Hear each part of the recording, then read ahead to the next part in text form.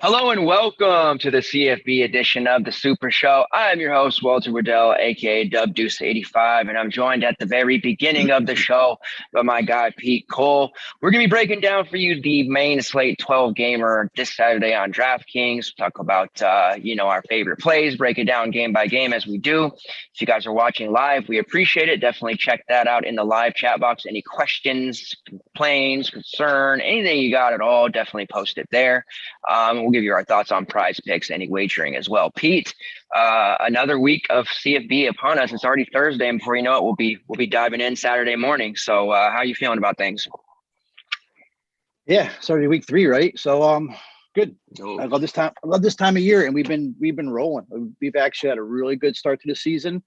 This looks like a really good slate. See what's going on tonight, though. I mean, showdown seems like it's going okay, but yeah, everything's going well, and I'm just ready to dig in. I'm curious to see what you think on some of these plays and some of these games for Saturday. Yeah, it's a short season so far, young season, but this is definitely the best slate thus far. Looking forward to it. Before we get started, yourfielderschoice.com, still running the special 2-month promotion, 50% off your sub. That means it's $25 a month for those first 2 months. And we're not like other sites in terms of you got to pay for this package for that sport, this package for that sport. Basically one price for all sports. So not a lot of people do that. Give you cheat sheets, top play articles, prize picks, breakdowns, wagering content, live Discord chats for premium members only. We have premium Discord rooms where we post all the news, depth charts, stuff like that. So it's definitely worth that $25 a month to get yourself access to everything all in one spot. So get in with that. Also, if you're watching this video live or on demand, please hit the like button there. I'm not going to beg you for likes all show, but I will ask you at least once. Helps us out, get our videos seen throughout the YouTube algo. The more eyes on our videos, the more we're able to make, and the better content we're able to make and help you guys win money. So definitely do that for us. We appreciate it.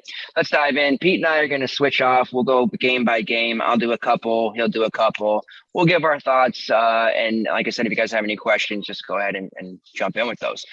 So first, let's dive in a game. I'm going to start with Nebraska versus Oklahoma. And this should be definitely a pretty good one in terms of fantasy purposes.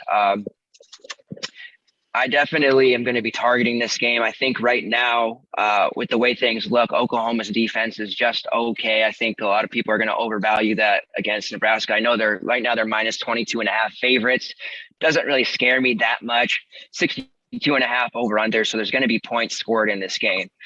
Starting out with Nebraska, Adrian Martinez, he doesn't have McCaffrey breathing down his neck if he makes a mistake. He's played a lot better these first 3 games. Price is only 7.3K. And like I said, Oklahoma's defense really doesn't scare me right now. I know they just shut out Western Carolina, but against Tulane, they gave up a lot of points. So I think Amar could do some damage here. Michael Pratt was a QB for Tulane. He threw for over 300 yards.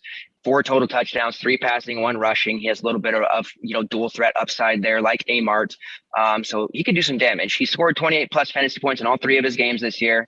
Like I said, there's no backup QB breathing down his neck. He's really settled in here in his 4th season. He's already thrown for 728 yards in 3 games, which is pretty phenomenal when you consider Wan'Dale Robinson is gone. Spielman's gone, his main weapons over the years. 4 touchdowns, no picks. He's rushed for 256 yards and 3 touchdowns. So he is underpriced to me, even being that they're 3 touchdown dogs. He's going to score a lot of points at the 7.3 price tag. I just would be very shocked if Oklahoma came out and shut him down. So I like me some Amart there at 7.3.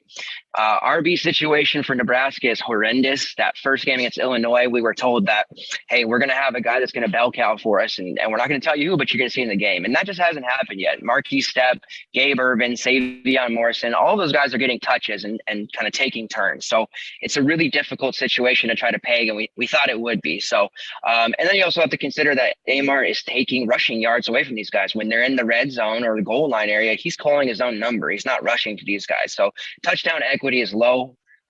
Their rushing upside is fairly low as well, with all of them cannibalizing each other. So it's just really not that appealing to me. So I probably won't be touching any of their RBs. At wide receiver, though, I could see definitely pairing Amart with one of his guys. Right now, Oliver Martin, Omar Manning, and Austin Allen are all banged up, considered highly questionable. There has been talk of Travis Vokolek being close to being back and healthy. He's been banged up, hasn't played yet. So with all these injuries, the passing game is really funneled through Samori Toure, who was a guy in week 1 we really liked, and he came through. He's played in 3 games thus far. He's been targeted a team leading 20 times. He's caught 13 of those for 306 yards. Very impressive. 2 touchdowns. They're also getting him some touches, on end arounds, things like that. He has 5 carries for 44 yards and a touchdown. So he's a guy that's kind of filled in and taking over that Wan'Dale Robinson role where he's going to get carries. He's going to get heavily targeted. It's the type of guy that the Sooners defense could really struggle against. Oliver Martin, we're still kind of waiting on his status. Pete, when we get time to talk here, you can let me know. Maybe you've seen something, but it does seem like he's trending towards doubtful again. That could change. If Martin plays, that obviously is going to take some looks away from Toure. Martin was the leader in targets against Illinois at 10, caught 6 of those for 103 and a touchdown. So he's a big time impactful player, but with a lot of points expected to be scored, I'm definitely looking towards pairing up one of those guys, assuming Martin plays, with Amart. If he doesn't play, we could maybe look for GP's Chris Hickman. He had 3 catches for 90 yards against Buffalo. He's sort of interesting, but I'm a big fan of Toure. Spencer Rattler, he's priced very high, 9.5. I was frustrated because I think it was that mid-slate or whatever. He hit 30 plus fantasy points in a blowout game, which was really quite annoying if you faded him because he shouldn't have really been rostered, but he hit that 30 plus. Certainly a high level play. I think he'll probably draw ownership just because we know he's going to be a guaranteed, 25 plus fantasy point type of guy each night. He has completed 50 of his 65 pass attempts, 77%. I'm impressed. 547 passing yards, 6 touchdowns to 2 picks. He's got a rushing score. So he's looking good. The Nebraska defense, they've played well against the pass, but they haven't faced an offense like Oklahoma's yet in the 3 games they've played. So I wouldn't be scared of Nebraska by any means. And I think that Nebraska can keep the game close enough to where Rattler won't get pulled. If he would, it wouldn't be till late into the middle 4th quarter, something like that. So if you do have the salary to go up and pay for Rattler, I don't hate it. I don't think I'm going to be doing it, but like I said, I certainly don't hate it. The Sooners RB situation is almost as lackluster as Nebraska is in terms of they play a lot of guys. Kennedy Brooks and Eric Gray are sharing the load. Gray has 18 carries. Brooks has 20 in the 2 games. They're not really that cheap to kind of speculate on. Jaden Knowles and Todd Hudson did some major damage last game, but that was the blowout against Western Carolina. So at least they probably won't play so much against Nebraska. But, I just don't want to be paying these prices for Gray or Brooks if they're not going to be getting, 20 plus carries a night. That's just not going to happen. They will get passing work, but it's just too much touchdown variance there for me to really like those guys. And kind of feel the same way about the receivers. And it's been this way for a couple of seasons. The Oklahoma receivers have been very high variance with touchdowns. We've seen it, the last 2 seasons. Right now, it looks to me like Mario Williams is a guy that we can count on. 12 targets this year already, 10 catches. Jaden Hasselwood has 8 catches on 10 targets. And then Marvin Mims, who everybody usually likes, 6 catches for 9 targets. And then you've got Michael Woods, 8 targets. Austin Stogg the tight end, 7 targets. Jeremiah Hall, 6 targets. So pretty spread out there amongst them. Mario Williams is still underpriced at just 4-1. I could see using him for a third week in a row. Mims has a lot of GPP appeal. I'm seeing people chat about him. They do every week, but he's 7.5. And I just don't know how we can justify that, just with the 9 targets, with how, I guess, deep Oklahoma's offense truly is. So for me, I wouldn't even see using Mims unless I'm running multiple lineups. Hasselwood's just okay at 5.2. I do think Stogner's kind of interesting at 3.9. Oklahoma, they utilize their tight ends. They have in the past. It's kind of, that safe option for Rattler to throw to if he needs. So I don't mind using him at 3.9, maybe as kind of like, a GPP value type of play. Whereas for main lineups, I think Mario Williams fine at 4.1. He's quite cheap there. So that's kind of where I'm at with the Oklahoma guys. Before I jump to the Coastal Carolina game, do you have anything you want to add for the Oklahoma Nebraska? It's definitely a targetable game for DFS purposes. No, not really. Rattler, because I'm debating already about where I'm going to go in cash. Am I going to go with a Rattler, or am I going to go with one of the other guys like Young from Alabama, which I'll get to when I talk. So definitely DFS viable, but no, you pretty much hit on everything. My question is going to be, am I going to play Rattler or Young? I think as one of my quarterbacks. Gotcha. All right. So Coastal Carolina versus Buffalo. We do have Coastal as the 14-point favorite. I do think they have a chance to actually win by more. So if you're looking to bet spread, I think -14 is okay. It's a 58 over under. Grayson McCall, he's off to a nice start. He's thrown for 507 yards, 4 total touchdowns in 2 games. He's 8-3, so he's definitely playable. The problem is Coastal is just going to run the ball a lot, so it does hurt Grayson's upside in terms of throwing it. He does have rushing touchdown upside, so that helps a little bit. But we're basically going to see Jones and Reese White run the ball a ton, and then Javen Holly's going to get his 100+ with a touchdown. That's pretty much a guarantee. So it doesn't leave a ton from a call. He'll feed Javon, he'll feed Isaiah Likely, and then the running back. So he's going to hover probably between 18 to 24 most days. I just think we can do better with the 8.3 price. But I do like McCall. He's a guy that he has capability of melting a slate. It's just I think that they're not going to need him to do that. Running backs here, Reese White, we saw him out carry Shamari Jones 14-10 last game. Not a big difference, but White was much more effective with his touches. White's really, we've seen 2 games now, and we can safely say White's getting kind of that between the 20s role, the for early backs. And then Jones is more like when they need a short yardage first down, or they're getting towards the goal line. That's really where Jones's role is going to be. So with that being said, White, he's still going to get those looks in the red zone. So it's not as if he's never going to get goal line touches. His YPC is 7.8, which is extremely impressive. 164 rushing yards. He has 5 TDs in 2 games. So he's been a monster. The price is up though.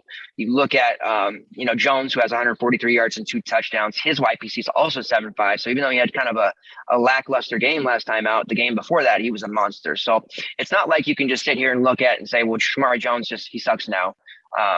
He just didn't do as much with his carries, but this could easily switch the other way, that pendulum. So we could see Jones, with 10 carries, hit 100 yards and 2 touchdowns, and White get, 9 for 35 or something. So I want you guys to keep that in consideration. If you're planning to use a Coastal Carolina running back, Jones being the cheaper of the 2, I think is still very viable, especially with the industry, probably being a little sour on him because it was still a 14-10 carry, and that could very easily go the other way around. So don't sleep on Jones just yet.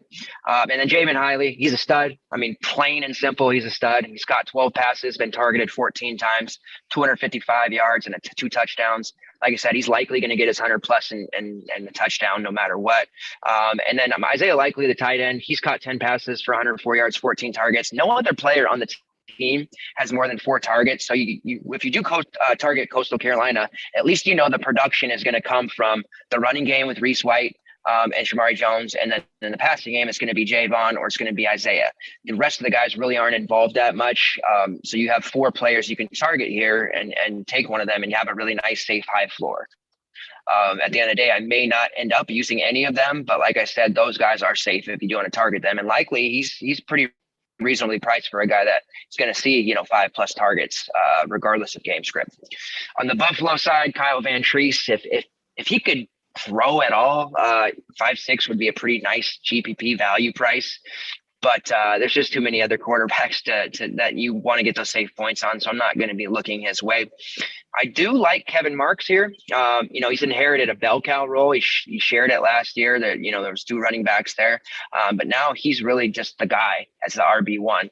34 carries through 2 games. Yardage hasn't come quite yet. His YPC is right around 4.6. Like to see that be over 5. Does have 2 touchdowns. He's contributed 4 catches in the passing game. So I'm definitely interested.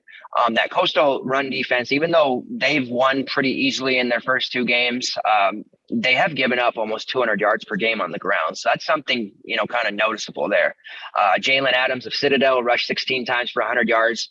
Kansas's quarterback, Jason Beam, ran 102 yards, 13 yards, 2 touchdowns. Even Devin Neal for Kansas, he rushed for 40 yards and a touchdown, one of their running backs. So there's a real solid path here for Marks to smash his low 6, mid 6K price tag, regardless if the score ends up being, 35-14 or something like that. Coastal wins handily. I think Marks can do enough damage. He definitely reminds me of a Bryant Koback play that I was on last week, where they ended up keeping it close, surprisingly, Toledo almost won, but Koback just he got the volume and he did what he wanted, and I can see Marks doing that as well. As far as wide receivers go for Buffalo, Giovanni Ruiz is listed as doubtful. He's not on the depth chart. He's usually their WR1. Right now, Eastern Michigan transfer Kyan Williams, he looks like the guy. I kind of have a lot of interest in him. Maybe not for my main lineup, but for GPPs. He's been targeted 17 times here in the first couple games, caught 13 of those, 189 yards. So I definitely think he's going to get peppered with Ruiz, out. The only issue would be that Coastal secondary. Obviously, they're gonna probably double him, right? So there's some risk there, but I like him for GPPs definitely. And like I said, Kevin Marks, I think, could wind up being one of those lower owned sneaky RBs that finds himself, scoring 22, 23 fantasy points at extremely low ownership. So I definitely like this game as well. But that is all I have to say about that. Let's move on to the next game here. Pete's got a couple games in a row, Michigan State and Miami. I always leave you your Miami guys because I know you're a Derrick King guy, but we'll find out if you're going to be using them or not. I like that call on Kevin Marks, though. We know what they can do in running, man. So like Buffalo can do. So I like that call too. What's he, 6K Marks? Yeah, all 6K. Right, so I like that call. I may end up using him in one of my top couple lineups. All right, so we got first game. What we got? Miami, Michigan State, and there's no way can I do as good of a job as you do. So but I'll trudge along. So we got Miami is the favorite by 6. Implied 31-25. Michigan State implied 25-25. Well, pretty much this game right here with 56.5 over under, which is kind of like mid tier of the slate. Yeah, pretty much right in the middle this game. But it's pretty much, I think, 2 of your better running backs this slate are in this game. There could be a lot of plays run in this game from what I'm seeing. But to me, this matchup is a lot of it is between the 2 running backs, Cameron Harris and the kid from Michigan State, our man. Oh my God, they just drew a blank on Kenneth Walker III, KW3. So, yep. Cameron Harris. I used to be a Cameron Harris guy, then I wasn't. But now all of a sudden, this year, I'm kind of back to a Cameron Harris guy, mainly because he's actually is the bell cow now. To me, he's almost a lock, especially with Don Chaney's loss for a season, who was ACL out last game, and they went over at Appalachian State, which kind of was Appalachian State was a much better team than people give them credit for, especially their defense. So everybody's been talking about how Miami, is not good this year because they only beat Appalachian State by 2 points. But Appalachian State is a good football team. So, but Cameron Harris at 5'4", to me, he's a near lock. Especially when he doesn't have Don Chaney now breathing on his neck. It's a terrible thing. Chaney got hurt, but Chaney's not playing. He ran like 95% of the snaps last week. Cameron Harris is going to get there. He's going to get out. So he's going to get all the snaps. I mean, to start the year, he's touched about 30 times, 128 yards. So he's pretty close to a core play. I'm not saying he is, but he's probably going to be in my cash lineup. Going to Derrick King. I mean, I'm probably going to, lean a little bit because I'm a Miami guy and I love Derrick King. And looking at his price, was he 7'6"? So he's definitely playable. Is he a cash play? Here's my problem though: is I think Harris is a cash play. I think King's a cash play. But now, do I want two Miami guys in my main cash lineup when they're mid-tier, implied points? They're implied 30. They're implied 31.25. And they're not even. I mean, so many teams above Notre Dame, like even Wake Forest is a higher implied, USC. So one of these guys probably in my main lineup. I ran with King last week and I got lucky, but it probably is more Harris. But I mean, Derrick King is still. He's still a main lineup play. I mean, he's got off to a slow start. 379 yards, 1 touchdown, 2 interceptions through 2 games. But remember, one of those games was up against Alabama, a good defense.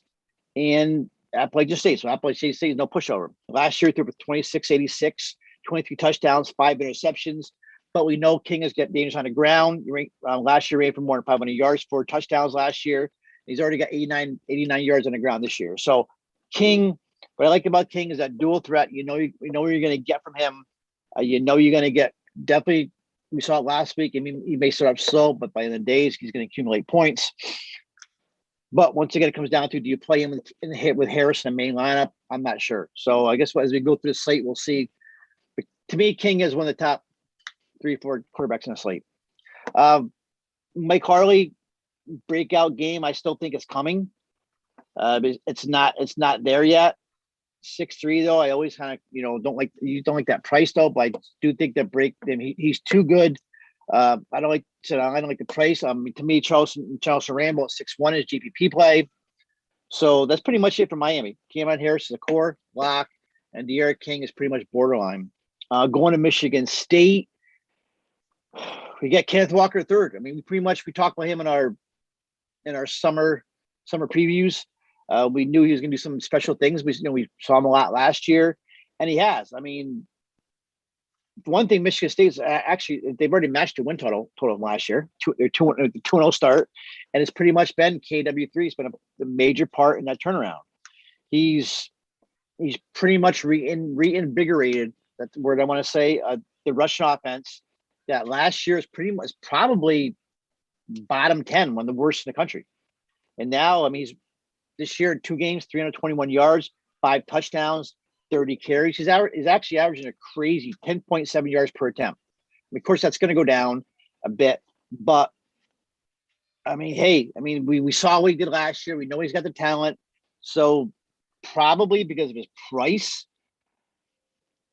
I would still probably lean him more as a GPP play this week. But I still think he's bored. I guess I don't know. You call KW3 borderline cash. I guess the problem is that, once again, I don't want to get everybody from this game in my main lineup, and I'd like somebody plays from this game. So, but Walker's there. To me, 7-1's more of a GPP play. That's pretty much what I just keep coming back to. So, then we got the 2 receivers who I really like. We got Naylor. I think Naylor from Michigan State is a great play. Jalen Naylor's 4K. Most other weeks, I would say he's a lock for a cash lineup play, but I think there's a lot of good options this week, so he's probably borderline. But Naylor's good. Then you got Jaden Reid at 6'9". I mean, he's getting awesome production, despite the fact he's only caught 9 passes this year. So, but he's got 275 yards, 2 touchdowns. I mean, he's a top 20 receiver. So Reid at 6'9", no GPP play, but his price. Naylor 4K is pretty much close to.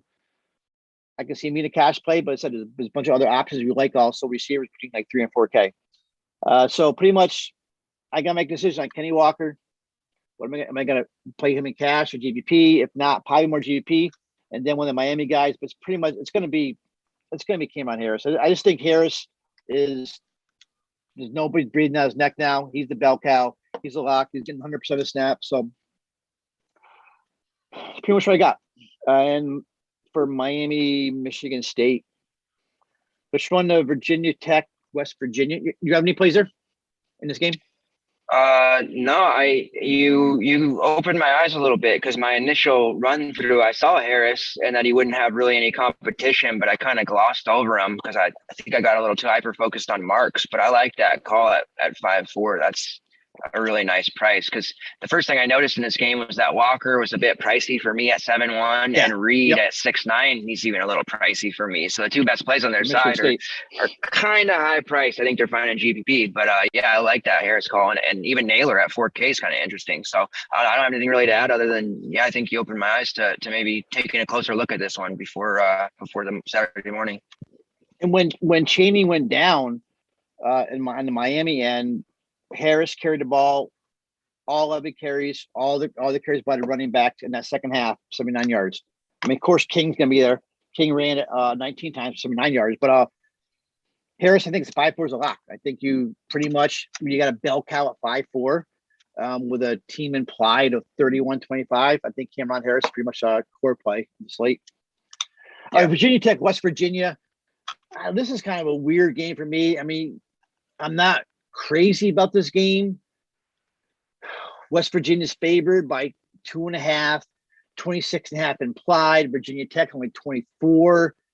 To me, it comes down to Letty Brown. And Letty Brown at 6.9. The question is Letty Brown a cash play also? Now, my problem is this West Virginia offensive line has been bad right now. And Brown's getting it done. But they played Long Island last week, Long Island LIU, the week before at Maryland. So, but he's rushed the ball 32 times. He does have 4 touchdowns. So the question is going to be, is Brown a cash play at 6.9? The thing is, the whole offense does run through Letty Brown, and he pretty much is the only play in the West Virginia team. But there's a lot of good running backs in the slate. So, Brown's a top 4 running back. But to me, he's not Cameron Harris in the slate. And the problem is Letty Brown can take over a slate in a second. He can hit 2 or 3 touchdowns. He can catch 1 or 2 balls. The first game is Maryland when he got 3 touchdowns. He caught 1, and then he ran 2 in. So, Brown's up there. My whole problem is Jarrett Doge. And you got Doge sitting there. What's he, 6'2"? I don't know why this West Virginia team still runs that RPO offense, that run pass option. And this Jared Doge is not an RPO quarterback, and they still run it. And the problem is this RPO offense is designed to put these defenders in conflict, and they got to commit to stopping the run, or they got to commit to stopping the pass, and it's impossible to stop both. But the problem is when you have no pass, when the guy got like Jared Doge who can't pass the ball, they're going to key on Letty Brown, and that's pretty much what everybody's going to do this year with Doge. So that's pretty much always puts Letty Brown to me as like a second or third team. I'm making more than one lineup, but Letty Brown's so talented though; he can still get his points. But it does scare me though when you have a quarterback like Jared Doge. He's not going to go anywhere. That not to interrupt, yeah. But that might make sense why he only has a YPC of 3.3. That game against LIU, it was a 2.1 YPC, and looking back at highlights, yeah, they were stacking against him. So that's kind of scary. LIU, right? Point. Yeah. And I was reading something as you were talking the other game, and one of the beats made a good comment. It's like Jared Doge, he's like a square peg who's trying to be forced into a round hole with this RPO offense. He's got no business running Neil Brown's offense. So either Neil Brown's got to alter his offense to fit Doge, to work with Doge, or he needs to play Garrett Green, who's probably more than capable of running this RPO offense. But that's my opinion. Jared Doge is still the quarterback. Letty Brown's a star. 6'9", borderline main play.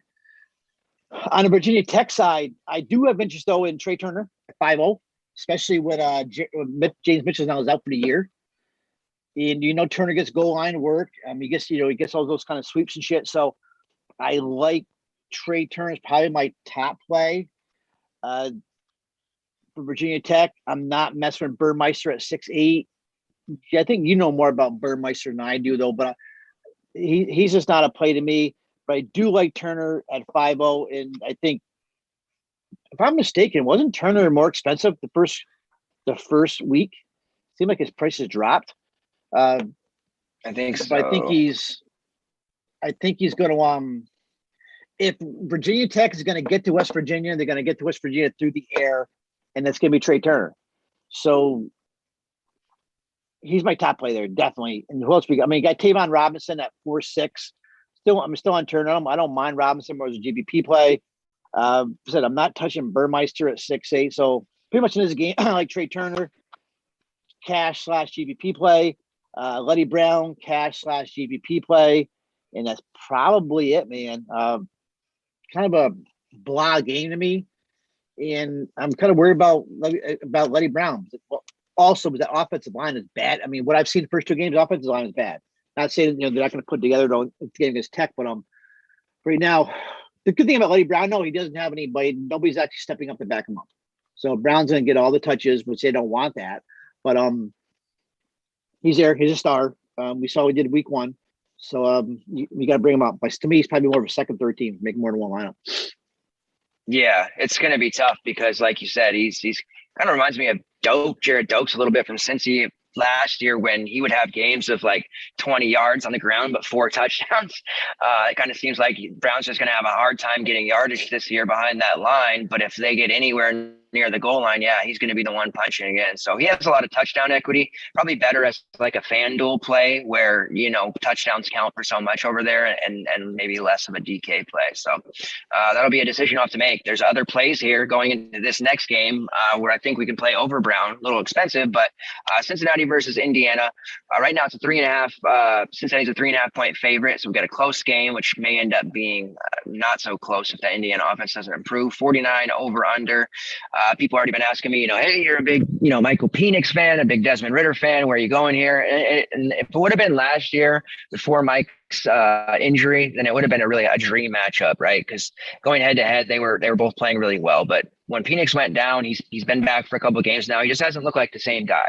He's only 5'4" on DK, and I don't even know that he's really worth any GPA exposure at that. It's a really nice price for a guy like him, but there's still a lot of rust. He doesn't quite look the same, and he's going into it against the Cincinnati defense that's just been hellacious over the years to score points on. Dylan Gabriel really was the only guy that got off against them last year. They shut down a lot of good players last year.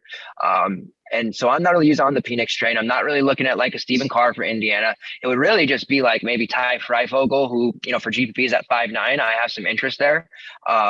But, that Bearcat secondary was going to lock him down because they don't really have a lot of other weapons.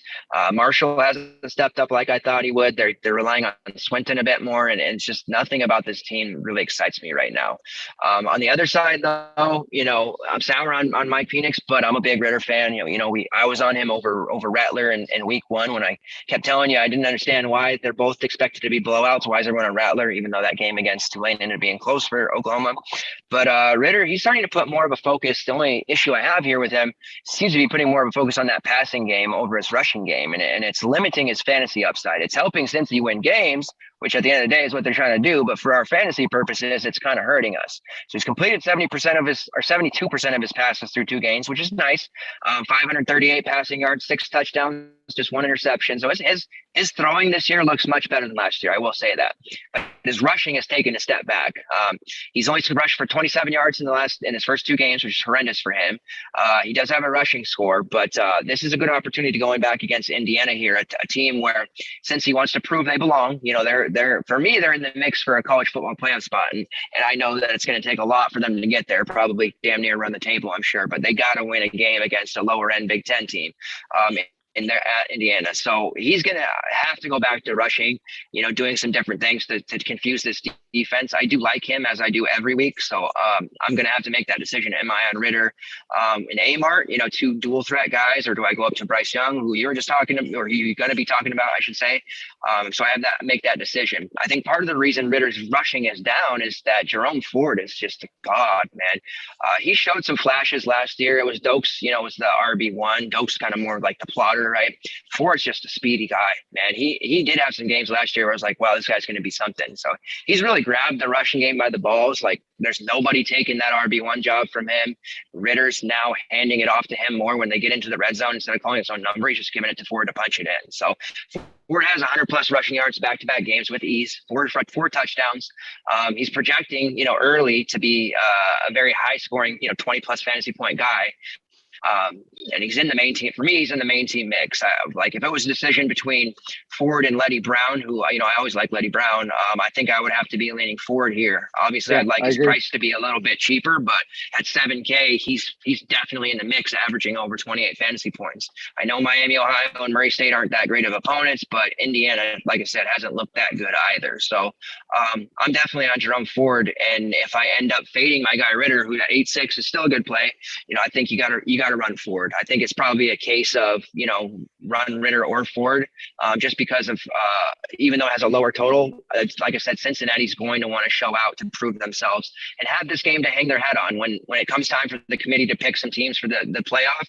If they stomp on Indiana, they're going to have to take notes. So expect Ritter and Ford to put up a big game. As far as the receivers go for Cincinnati, they're kind of tough, man. They have 6 different players with 5+ targets. One kid that's getting a lot of hype, and he is exciting. I've watched both Cincy's game, and I love the kid, but I don't know if I'm ready to use him yet because his price is up. But Tyler Scott, he got an 81-yard touchdown pass in week 1, followed that up with 4 catches, 74 yards, a touchdown last week. His price is up over 5K now, though, so it's not necessarily a play I can get behind using just yet. But I'm going to keep my eye on him because if he keeps catching these, big balls and they keep targeting him more and more going forward, he may end up being a 6K, 7K type of player that we need to use. So Tyler Scott, keep your eye on him. He's kind of bumped Alec Pierce out of the way. Pierce is down to 4.2. If we would have thought last year Pierce would be a 4.2 guy, we'd be locking him in, but he just hasn't produced just yet. And he may not. It's a good buy low spot, I think. I'm not ready to use him as a main guy just yet because receivers for Cincy have always been kind of hard to peg. So for me, it's really Ford or I run a naked Ritter. But that's kind of where I'm at on the Cincy Indiana game. It's definitely one I'm going to be targeting someone from Cincinnati just because, like I said, from a narrative standpoint, they're going to want to show out for this game. So before we move to Minnesota and Colorado, have you talk about that? Where do you stand, I guess, with Ritter and Ford? And are you debating on using one of those for your main lineup too, or are you just not sure about this game? I've really turned into a Jerome Ford guy, and I used to he frustrated me last year when I played him. Then when I didn't play him, he'd burn me. But Ritter 8.6. It's a tough one to me. I would probably lean more Ford. Yeah, you can't have both of them in your lineup. But Ritter's done some special things though too, right? So I don't know. To me, it's Jerome Ford. I think to me, Ritter's more of a GPP play. I could change tomorrow though, but that's the way I'm looking right now. All right, let's hear about the Colorado game. All right, so we got Minnesota, Colorado. Normally you say this is not a big DFS spot, and really isn't, I guess. We got Colorado 25 implied. Minnesota looking at 23-25 implied. So it's a tight game. Over under is 48.5, which is I think maybe the lowest on the board. But you do have some DFS plays here, so which is the weird part. So first of all, we got Mo Jr. This kid Trey Potts at 7.3 for Minnesota. He's clear. I don't think any of us saw this coming where he was going to be right away the bell cow, but he became the bell cow right away. So his last two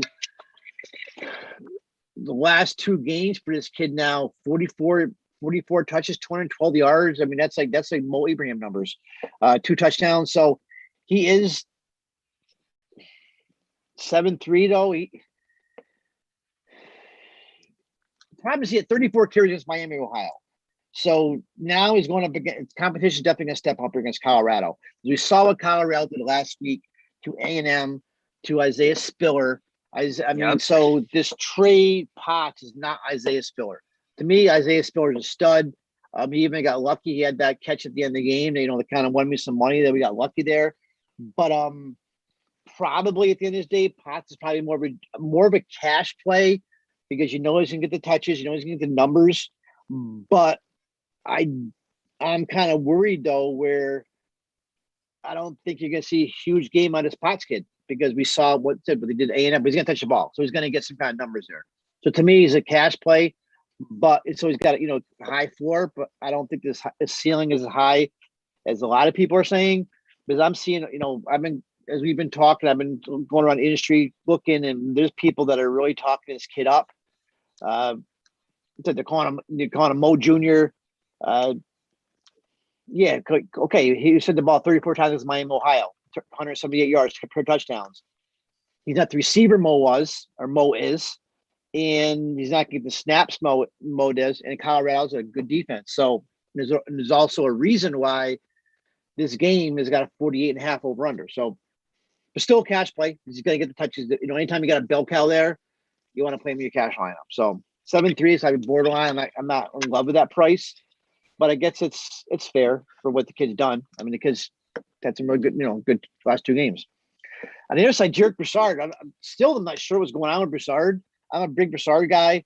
I mean, supposedly fine, but at 5'7", I mean, remember, we thought before the season started, this was going to be the big game between the Pac-12 Offensive Player of the Year, Broussard, against Mo, two stud running backs, and now Mo's gone, and now you got Broussard who's hurt. There's more going on there than Broussard because he just hasn't.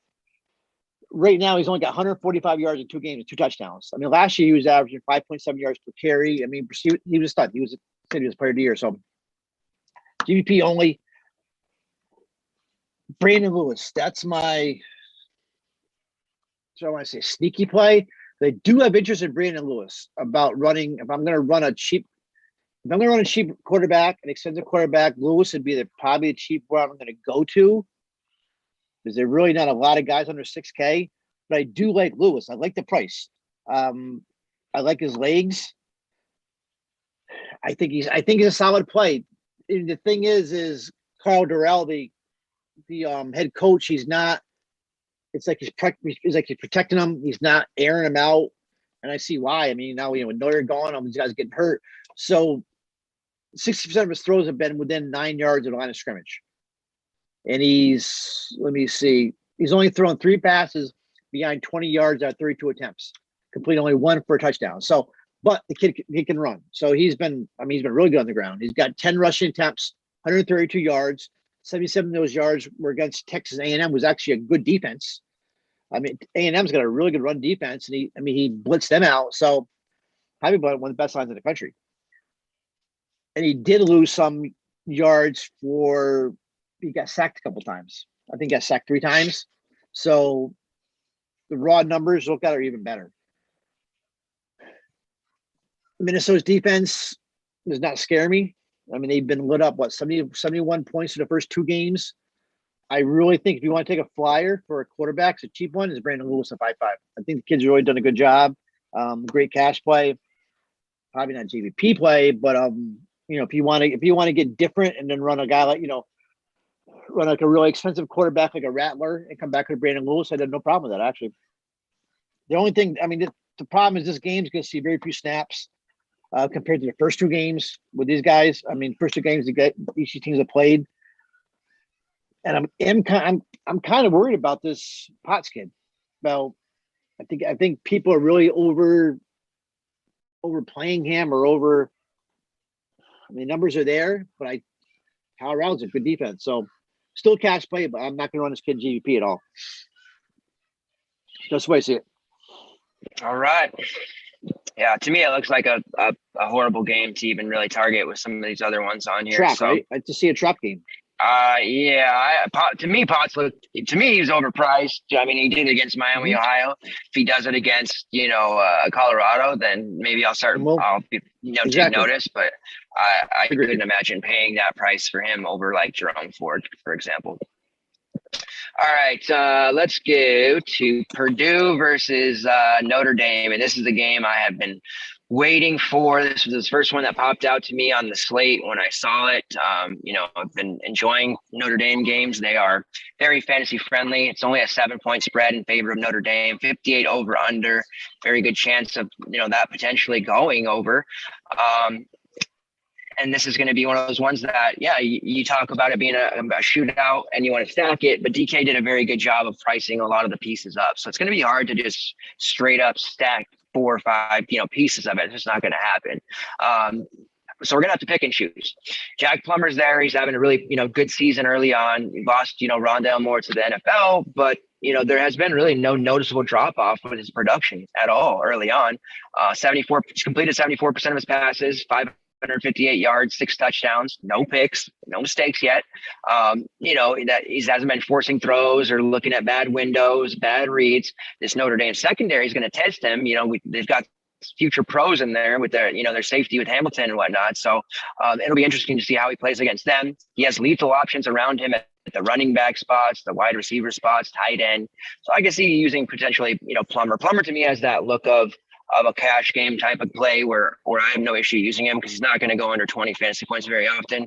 He's also not going to go over 25 very often. So you're kind of pigeonholing yourself there. But, if you're in that salary spot where you need a QB just, to not shit himself, Plummer's that guy. At running back for them, Xander Horvath is out 4 to 8 weeks with a broken fibula. I believe he had the surgery, so now he's just got to rest. This means King Duru is going to be taking over that RB1 spot. Dylan Downing and Jaquez Cross will be getting some carries as well. But for the most part, I would expect to see Doru, get the bell cow role. When Horvath went down, he did have 12 carries last week. So I'm expecting to see a heavy dose of him. The Irish defense, it's solid. Don't get me wrong. They're very good, especially in the secondary, but that rushing defense has been lackluster and people aren't noticing for some reason because it's Notre Dame, I guess. But 2 games in the season, they're surrendering just under 200 yards per game on the ground.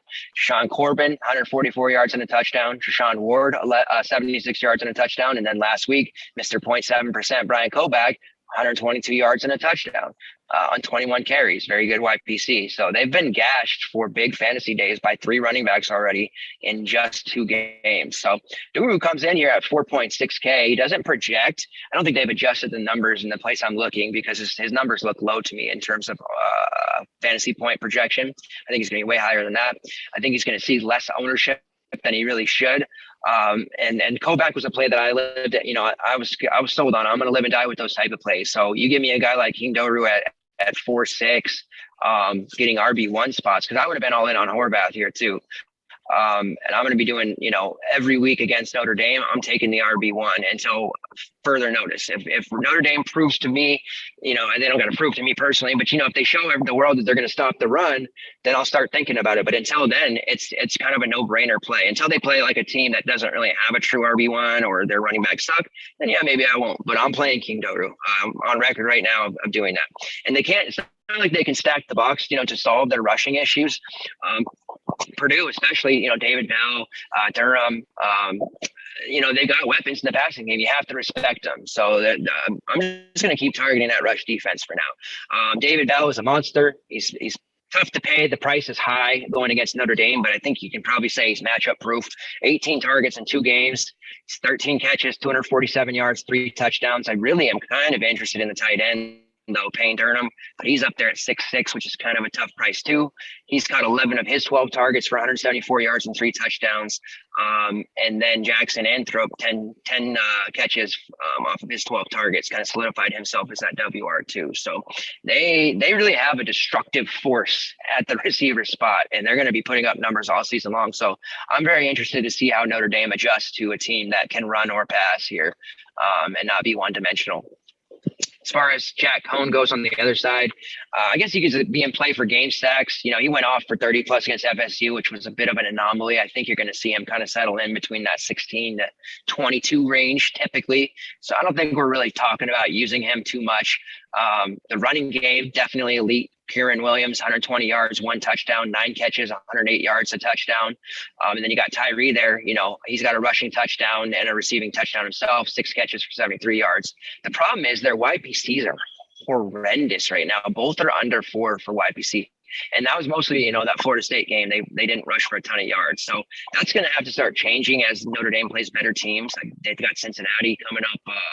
I think it's like October 2nd or something like that. So, they're going to have to be running for more yards per carry here soon. As far as their receivers go, Michael Merrick, Baby Gronk, he's awesome. He's a really, one of those luxury plays. You really probably can't fit him, but if you can make a GPP lineup around him, I think he's going to score a lot of touchdowns this year. Through 2 weeks, 16 catches, 201 yards, 3 touchdowns. He's leading the team in targets with 22. I also really like the Kevin Austin kid. I was a believer in him against FSU, and he looks like he's the type of guy that is going to be on the cusp of a real breakout season. Notre Dame the last couple of years hasn't had that marquee elite. He's going to NFL receiver that they're known for, and I think that could be Kevin Austin. He's got eight catches for 154 yards, 14 targets thus far. And then where the running backs really make up for their lack of YPC, or good quality YPC, I should say, is in the receiving. So Tyree has 6 targets, Kyron has 9. So they're active in the passing game, which helps. Like I said, I want pieces of the game.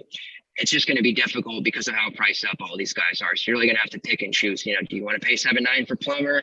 Maybe not so much. Kieran 7.2, about where he should be. Tyree is a little bit, sexy at the 5K price. I do have interest in him there. He's going to get enough passing work. And then, David Bell pushing 8K, Michael Mayer over 7K, Payne Durham 6'6", Austin's even 5'1".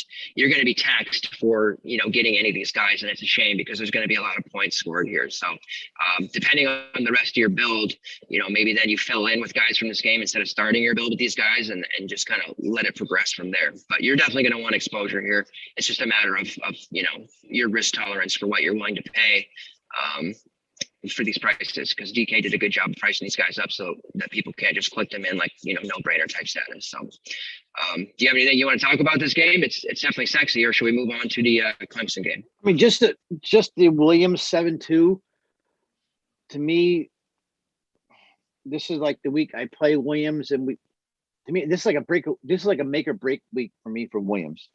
I think he's too good of a player. To me, he still hasn't broken out yet this year, but I think he's just a good spot, and he's finally going to do it this week.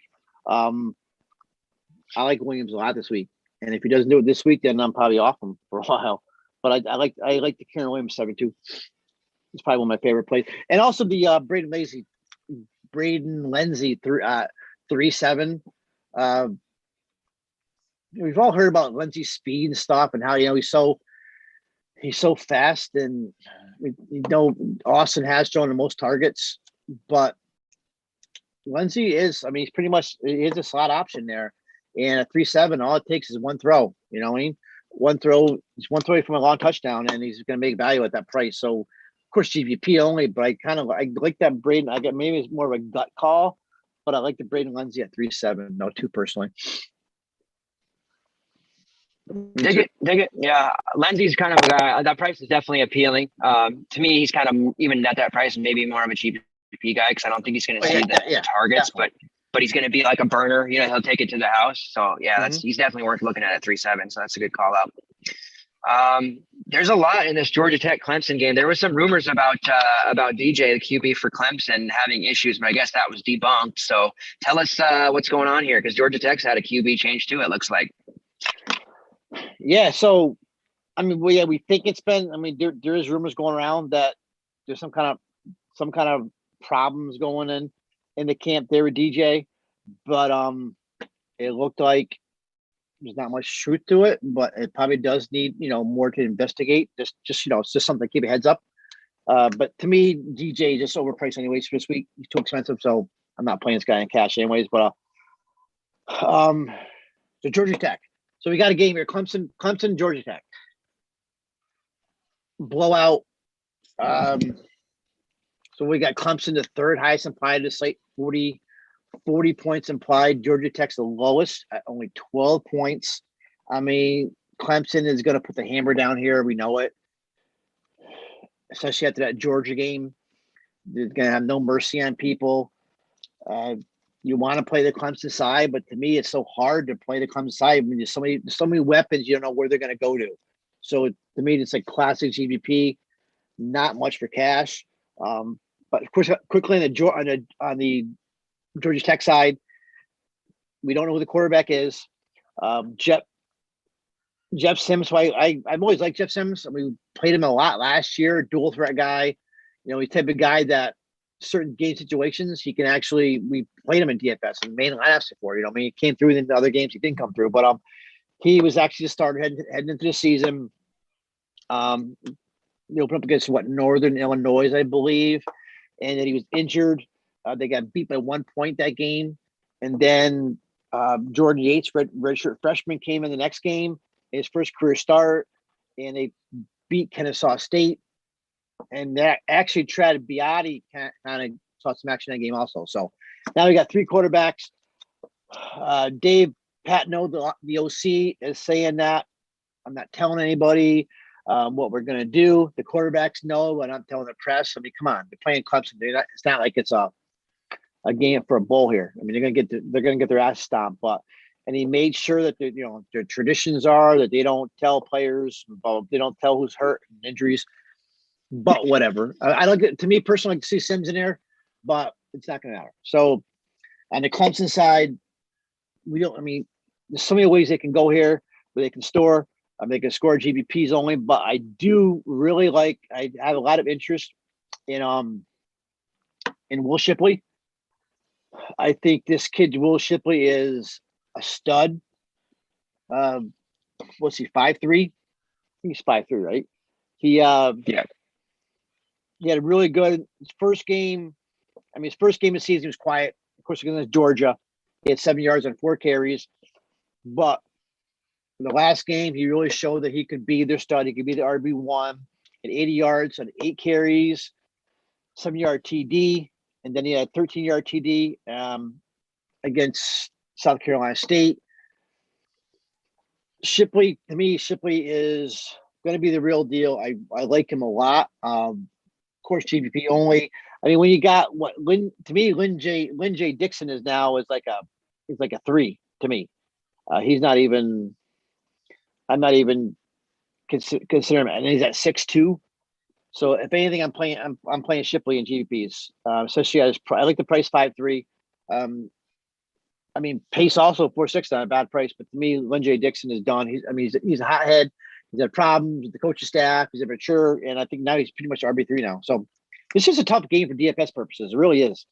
I don't see anybody that played him, and even though they have a 40-point implied, there's nobody you can even think about playing in cash, right? Even DJ, I'm not paying 8.8 for DJ in cash.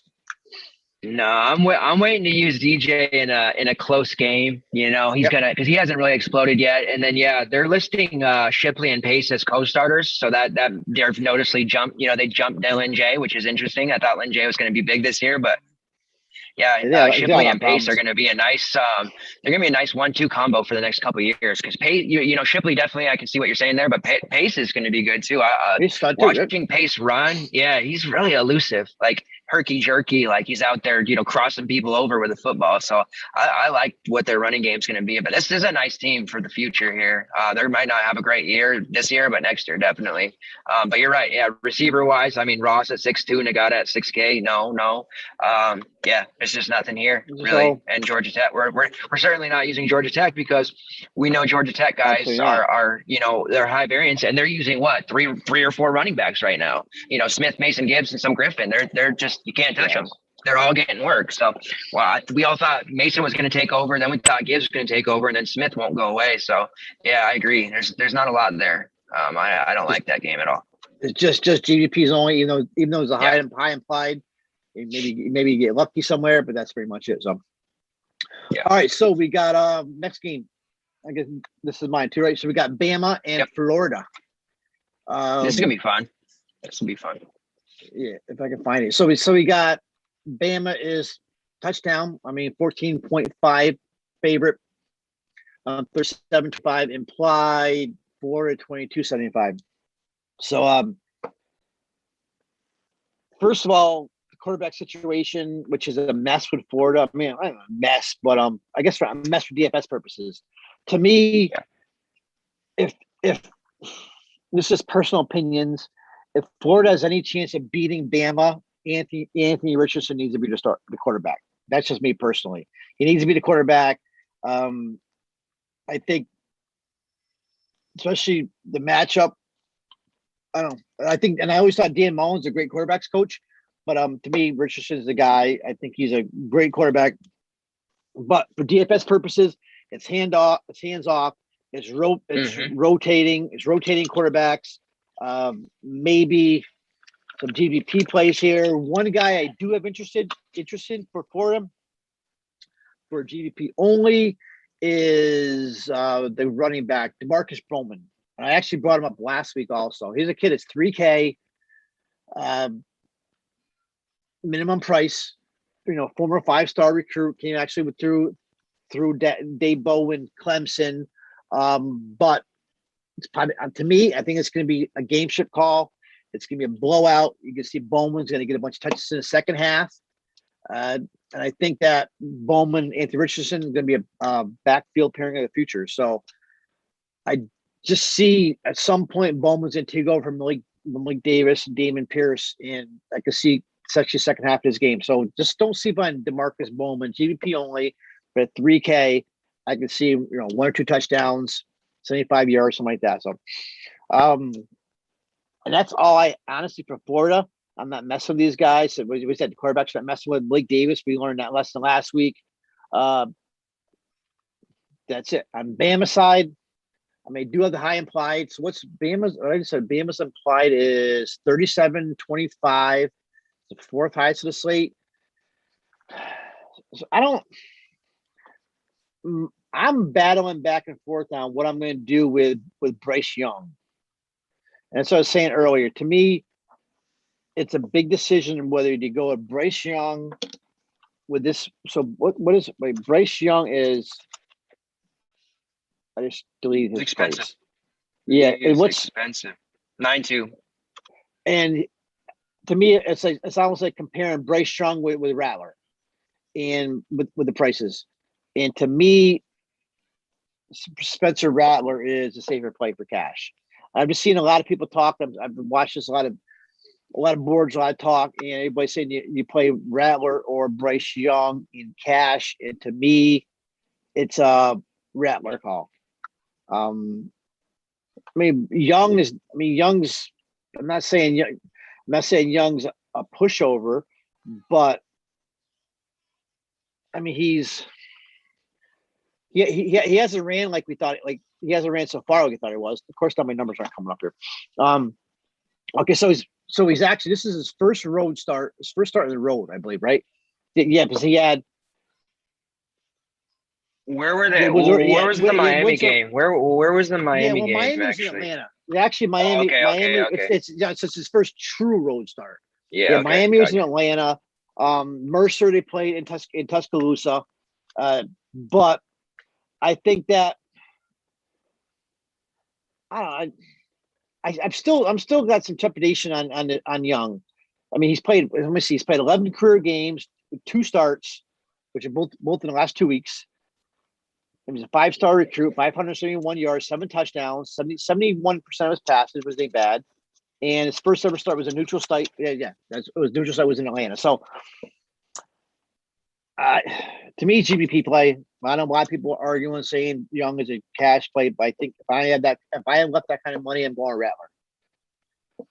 My problem is so many other plays. So like Mckee, I think Mekhee's a strong play.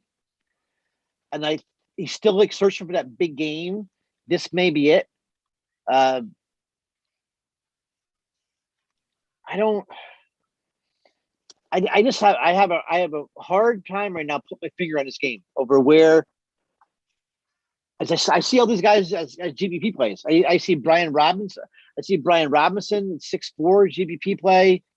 If anything, Jojo Earl, your guy, I mean, he's at 4 or 5 and he's getting snaps. Like, yeah, I want some JoJo. Do you see anybody? He's got all 9. He's got all 9 of his targets, by the way. And they throw him the ball, he catches it. Exactly. I think the last game. Led the team. I think he led the team in last week. I think. Is there anybody you see on this team as a cash play? That's my problem. I guess Mekee by 7-1. Yeah, I'm not a Robinson guy, at running back. I know he I'm played not well either. last week, but I'm almost never playing him over 6K. That's just a stance I'm going to take this year. May beat me some weeks. Mechie's tough at the 7K. You had a hell of a call in week 1 on Jameson Williams. He went nuts, but now he's priced appropriately. Yeah, they're all appropriate price.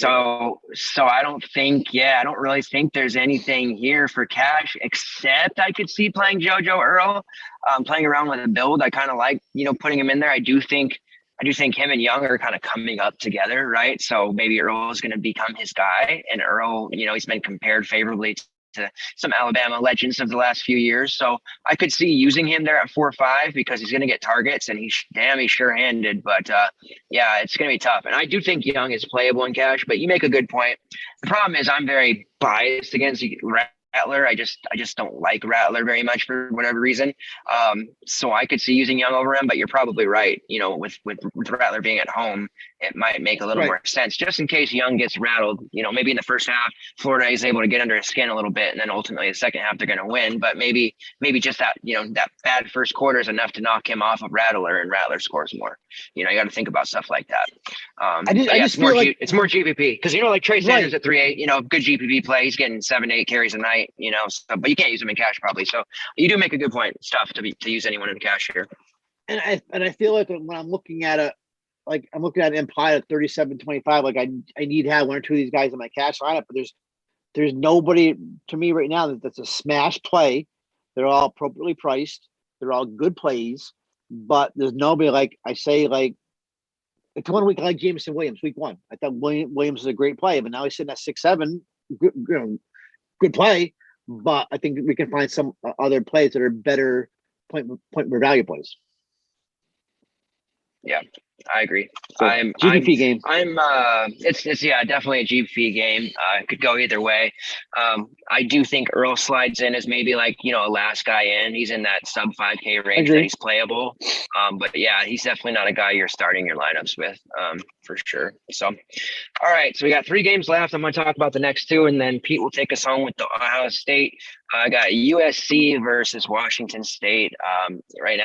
I have USC as 8-point favorites, 62.5 over under. Slovis is getting a lot of good projections still in his raw projection, but I don't know, man. USC they don't look so good, and obviously they just fired their coach. There's a lot of talk about who they're going to bring in.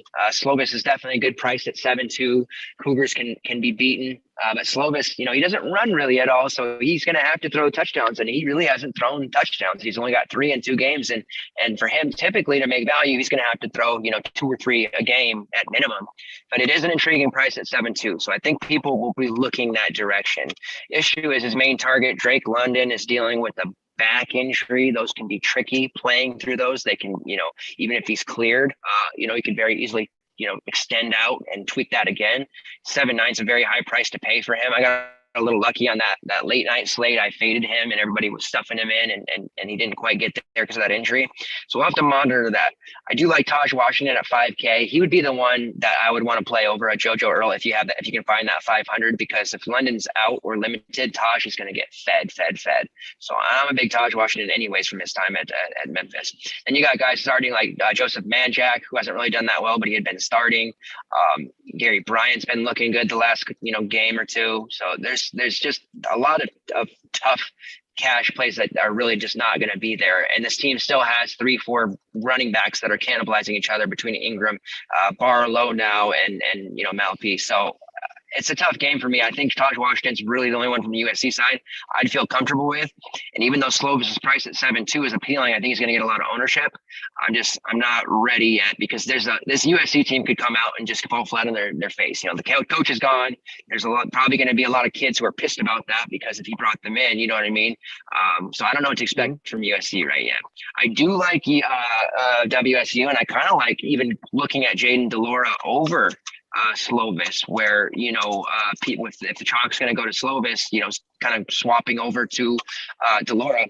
Even though USC beat San Jose State in that week 1, 37, Sarkle had over 300 yards, so he was finding he threw 46 times, keep in mind, but he was finding room there. And then Tanner Mckee last week on only 16 completions 234 yards and 2 touchdowns. So this USC secondary is beatable. Delora has the ability to run. He hasn't had to show it quite as much, but he has 14 carries so far, 65 yards and a touchdown. So he can really do some damage here at very low ownership. He's clearly, to me, better than Jarek Ortano from Tennessee. I don't really worry about him stepping on Delora's dick, if you will say that.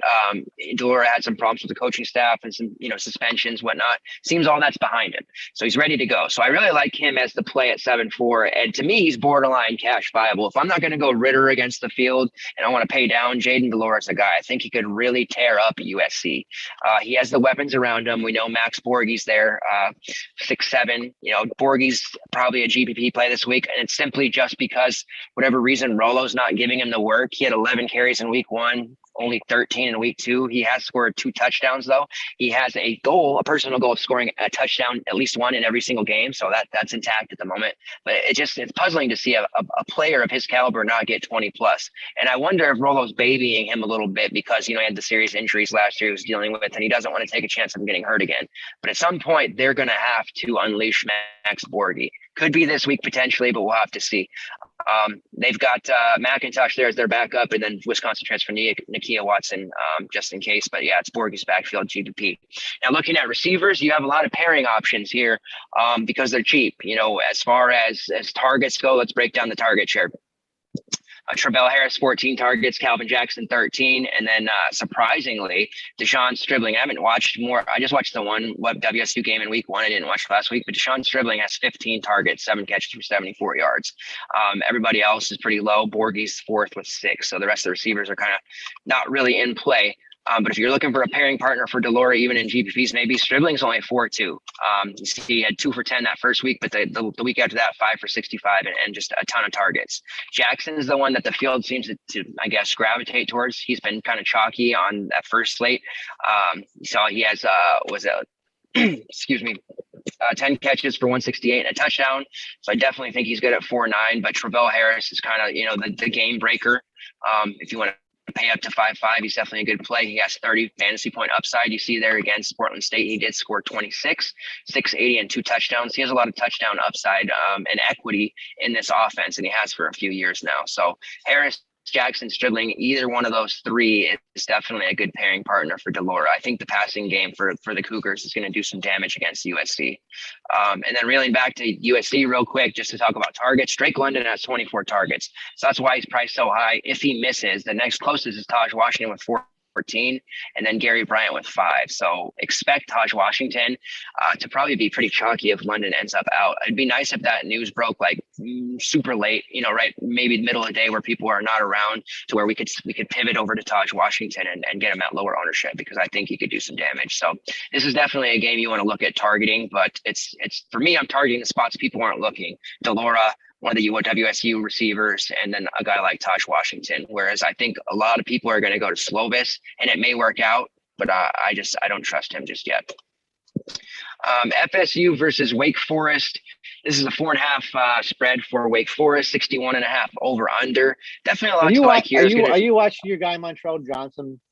Yeah, I wasn't gonna say anything. They're at the 1 yard line right now. Was 4th and 1 it again? No, but Johnson got pushed back, but my guy barely had 2 chances also. Because I think me and you have the same lineup in a showdown. Besides, I have Bailey, you have Johnson, and Bailey's. Oh, I know, we're Johnson got 2 too. TDs though. I saw that. I saw he got a touchdown from the one right before halftime. Johnson's got his 3rd TD. I played super light too. Of course, I'm gonna fucking nuke it, and I went light. Of course, his 3rd TD. I think we have pretty close to that lineup right now. Got more yards too. They went on a 4th and 1 too. So no, Ohio. Yeah, why does it? You know what? I kind of deserved it after last week when I didn't play Reese White and I played fucking Shamari Jones, and Reese White got the 3 touchdowns. So I had some good karma coming my way. Ohio, just for you guys to know, when the MAC stuff starts, they can't defend the run. Pete had a good week 1 call with Tucker from Syracuse to gash him, and he did. So take RBs against not even just RB1s. I wrote in the Showdown article about that, and it's working out. The backups are doing well. So anyways, FSU versus Wake Forest. It does sound like Mackenzie Milton is now alone at the top of the depth chart. He's only 6'1". Before I dig into this game, people probably getting tired of hearing me, talk on. What do you think, man? 6'1" for Mackenzie Milton getting the start against Wake Forest, a defense that's beatable. He's playable, right? Yeah, I mean, I guess that's the question, because when I did my research, I was pretty much concentrating on my teams, and I was real big on Brandon Lewis at 5'5", but I guess Milton. What's their implied? Florida State's implied is 29. You're better at that than me. Okay, yeah. Parallel 25. Yeah. So Milton, yeah. I mean, Milton's he's gonna be low owned too, I believe, right? Yeah, because people are going to be scared, because Travis is still going to probably get some work, but that week 2, Milton threw 31 passes. So, I mean, he's in it to win it. I think we could see Milton possibly have a little bit of a breakout game here if his receivers can get their shit together. So, yeah, he's playable. Deshawn Corbin's up to 6'8" now. It's going to be kind of tough to pay that price for him. He does have back-to-back, 20-point fantasy games, 20-plus fantasy points. He's definitely in the mix. It looks like Treshaun Ward's kind of just leapfrogged at one point, I thought, Toa-Philly, but then Toa-Philly had 10 carries last week. So Corbin's definitely in the mix for GPPs. And then at wide receiver, it's really tough because, Ontario Wilson, I thought he was going to take a step up. He's been banged up and he hasn't. Keyshawn Helton looked like he was going to be stepping up. At Notre Dame, he had 4 catches, and he did nothing last week. Andrew Parchment, I expected him to come in and be a bona fide stud, and he really hasn't been. So that FSU, receiving core really has to step up. I do kind of like Parchment at 4.2. I see he had 3 catches last week, so he's starting to get targeted. It's definitely a better play with Milton as his QB. But I kind of like this game. This is a GPP stacker because everybody's cheap in this game, and there's a lot of potential for points to be scored. I think it could, potentially go over because both defenses are definitely beatable. Sorry, I got to plug my phone in, and so I'm looking at it as a GPP type of thing with the prices so low. On the Wake Forest side of things, targets are spread out. Parchment does lead the team with 9 targets for what it's worth. Wake Forest, this is definitely a good spot. Jakari Roberson, he's probably a little cheap at 6'8". It feels like that up to 7K, you really have to make a decision, and that's a tough price. He is leading the team with 15 targets. That's what we expected. 10 catches, 143 yards, 2 touchdowns. But I've been expecting like the blow up games, and this would be it, right? Against FSU, we saw the Notre Dame receivers kind of torch them. I could see Roberson get like a 10 target game, 8 catches, 200 yards, a couple touchdowns. Like, I really am a big believer in Roberson. So I may try to find a way to get him in, and that might be tough because I know in this next game you're talking about Ohio State, we're going to have to prioritize one of the Ohio State receivers because they're just too good right now. But I do really like Roberson there at 6'8". Kind of a sneakier play, perhaps Keshawn Williams at only 4'1". His targets are second on the team with 10, 6 catches for 56 yards and a touchdown. Running back wise, early on, looks like Beale Smith is going to be a pretty strong play in terms of raw projection. He's only 5'9". The only thing is that FSU's done a pretty good job defending the run. We saw it against Notre Dame, so I'm not necessarily super gung-ho about him, but he has looked good. 20 carries, 134 yards, 6.7 YPC, and 3 touchdowns. 5'9" is a really cheap price for him, but I may stray away from him in my main and just get some exposure in some of the alts. But that does feel a little bit too low for a guy who's mostly going to get, a big amount of carries. Christian Turner's behind him, averaging 8 carries per contest. He had 2 touchdowns last week as well. It was a blowout game. But yeah, it feels like CBS is a little too low priced. And then Sam Hartman's there at 7'8". He's always going to be hovering around that 20-point mark. He reminds me a lot of Plumber. He's a guy that's rarely, we say this a lot, and you're a Hartman guy for the most part. He's rarely going to hit like a 30. but he's rarely going to go below 20 as well. So you're looking at a guy who's pretty safe there at 7-8, but it's a kind of a tough price. But yeah, for GPPs, I mean, you could easily throw Hartman with Roberson, CBS, bring it back with a couple FSU guys, or go to the Milton side. I mean, this is it's a very good GPP stack where people are going to be like, oh, why didn't I get exposure to this? It was so obvious, that nobody's really talking about it yet either. We're only a day and a half away from the slate, and people are really not talking about this game at all because, it's just falling through the cracks, I think. So definitely some targets here, and I may end up running somebody from it in my main lineup when it's all said and done. But like I said, it's going to be tough for Roberson because, you got Olave there at 8-1, Garrett Wilson at 6-4, which is still underpriced. So kind of segues us into Ohio State because we know we're going to see ownership there, and the amount of times that Stroud is throwing, we got to get ourselves some exposure to this offense, and Stroud's now 10K. So what are we doing with this game? And Roberson, at the end of the day, could end up being one of the top point receivers on the slate, which I think actually very well could be. That's a really good game stack. All right, so last game, Tulsa, Ohio State. Ohio State's the top implied team on the slate, 42.75. Have a point higher than Oklahoma. And then you got Tulsa, 18.25, but still 6 points higher than Georgia Tech. So what do we got here? So I don't like these blowout games. I don't like them at all. Yeah. Stroud does worry me. He's at 10K. I've used Stroud, I guess, the last 2 weeks. I definitely used him last week. Last second, I switched out and I went to Stroud, and I kind of got lucky there because he's had these tough first halves. His first game against Minnesota, he struggled the first half, and he went 236 yards, 4 touchdowns in the second half against Minnesota. And then Oregon, the same thing. He really struggled in the first half, ended up with 484 yards. So I can't remember how much he had in the first half, but it wasn't much. I was worried. 3 touchdowns, interception. But and actually, you look, the highest graded Ohio State quarterbacks in their first 2 starts is 2014.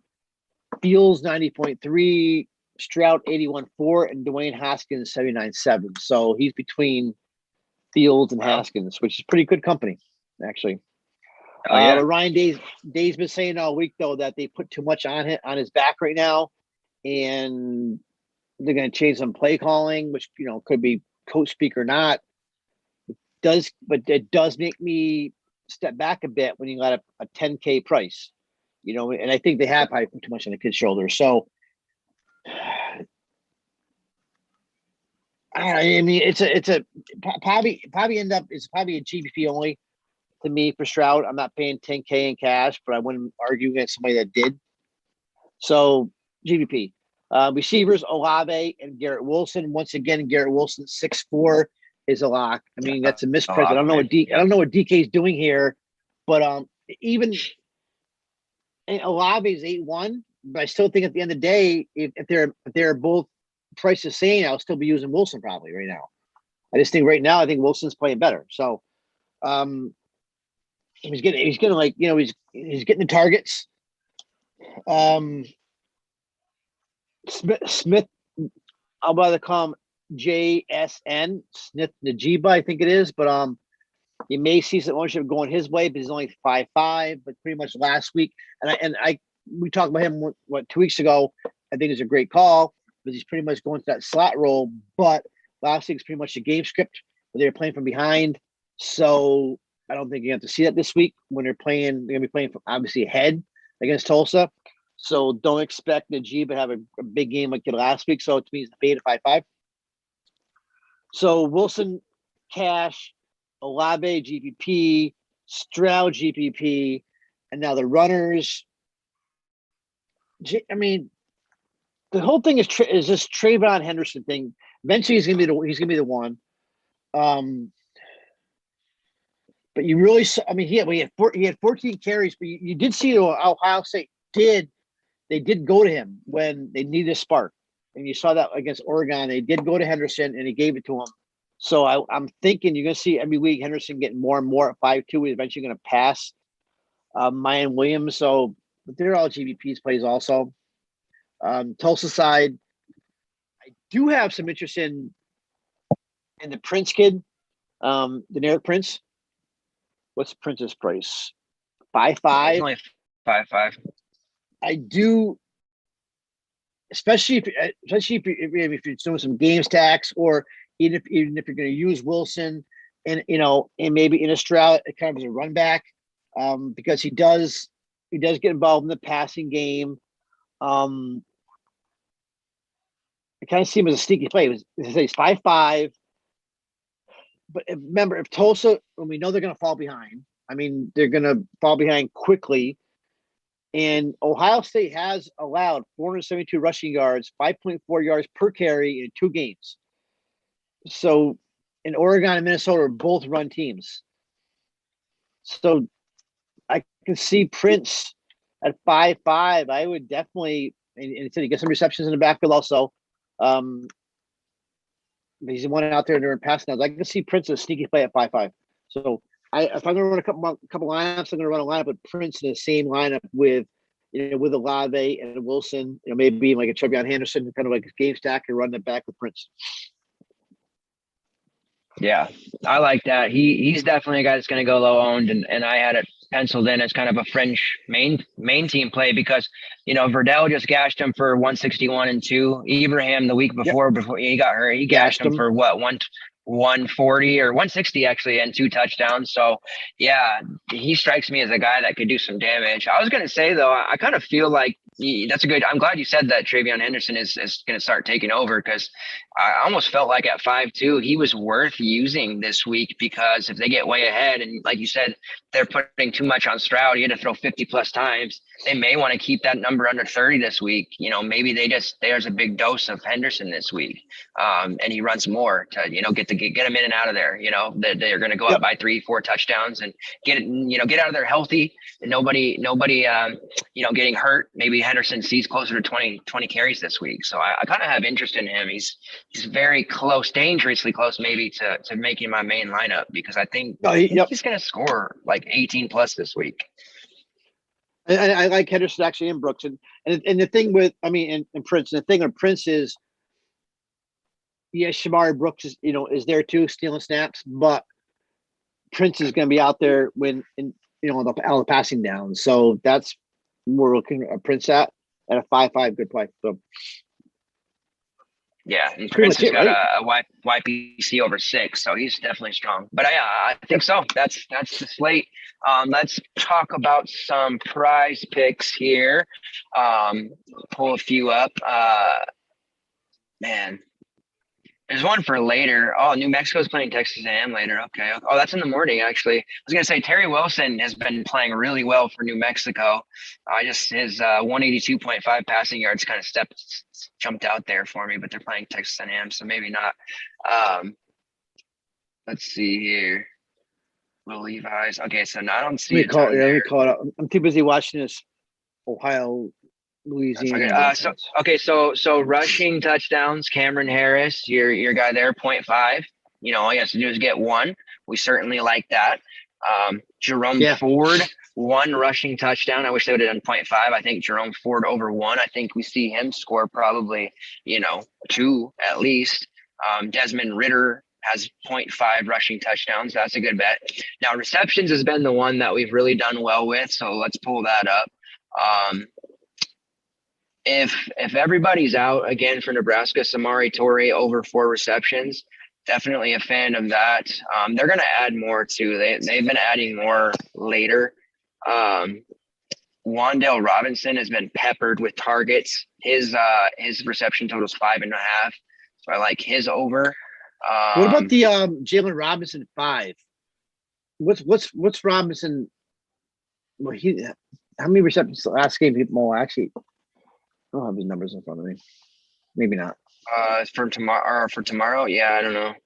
I think that was one we had talked about yesterday that we liked his receptions, I think. Yeah. All right. Torrey over 67.5 receiving yards. I'm really big on him this week. He's just my guy. Wandale Robinson, they're trying to bait us there with the 87.5 receiving yards. He's just going to get targeted so very much. It's just it's gonna be tough to fade him on a regular basis on any of his props. How about Trey Turner, 57.5 yards? But he's the only show in town. right there now. That works. Here's one. I've been waiting for one to step out to be my one that I plant my flag on is going to be in the article for sure. Adrian Martinez, 54.5 rushing yards. I like the over there. He's been over 100 already. Big time, dual threat QB. So give me his over on his rushing yards. And then how are we feeling about Cameron Harris, 75.5 rushing yards? Can he go over there? Okay. Yeah, definitely over. Yeah. So, yeah, definitely. He's done running the guy. I see a couple here, and I'm kind of gravitating towards Kevin Marks over 77.5 rushing yards too, because I think he's going to get overlooked and he's going to do some damage there. The passing yards all looked pretty accurate. I don't see any that I really want to hang my hat on there. I mean, if Florida keeps it close, Bryce Young could maybe go over 278, but it's really not one I want to look at. Kansas State, let me tell you, Kansas State's playing Nevada. We know Skylar Thompson, unfortunately, is injured again. Will Howard has to play. Well, ours not very good. His prop, they made it 155.5. I still think the under is in play for Will Howard because he is that bad going against Nevada. So that'll be interesting to see what kind of numbers he puts up. And I could see Kyle Van Treese 192.5. I could see that going under as well because Van Treese just is typically not going to throw for over 150. So make sure you check the article. That'll be out tomorrow. I'll have and the Friday article will be out later as well for the 2-gamer. We'll have prize picks at the bottom there. I'll have probably a top 3 for the 2-gamer and then a top 5 to 6 for the main slate as usual. So definitely check us out there. Prize picks is a big one that we're always doing well in. So and then Saturday morning, it'll be 7 a.m. PST, 10 a.m. EST. I will be back to do the pre-lock show, talking to you guys about depth chart stuff, last minute injury news and anything on my thoughts if they've changed at all. And then Pete's got the MLB stuff tomorrow, so definitely check that out with him. Otherwise, I think that's it. We got it. Before we head out, I know we went a little bit long. Let's give a core, I guess, real quick, Pete. Yeah. Maybe one at each position: QB, running back, wide receiver. You want to start? Yeah, let me call my players back up. Okay, so quarterback. My top quarterback of the slate. So I'm gonna go kind of point per dollar. So yeah, I want to say Brandon Lewis, but I think at the end of the day, you're on that, Brandon Lewis. I like it. At the end of the day, I'm going Derrick King. Derrick King from Miami. All right.